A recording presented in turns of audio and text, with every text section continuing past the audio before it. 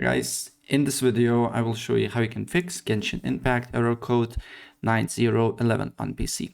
So without further ado, let's get started. First of all, you need to make sure that Genshin Impact is allowed through Windows Defender Firewall.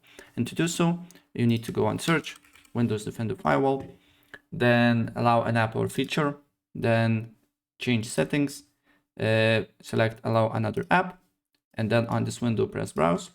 Then you need to look for me is on disk C, program files, Genshin Impact.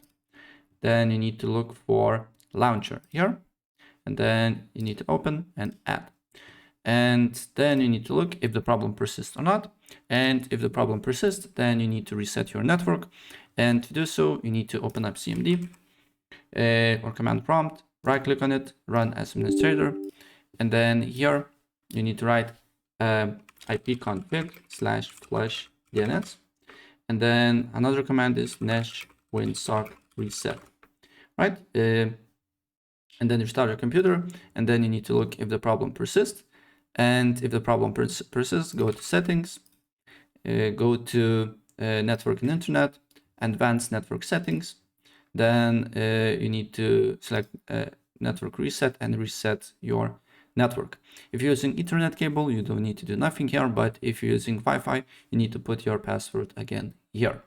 And if this doesn't work for you, then you need to open up search again and write run. Then you need to write %temp%, press OK, and delete all the files from this folder, right?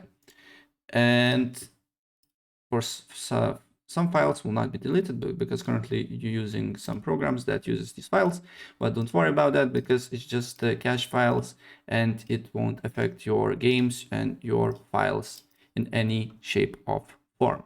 And after that, your problem should be fixed. So yeah, if I help you out, please press like button and subscribe for more. Take care. Bye.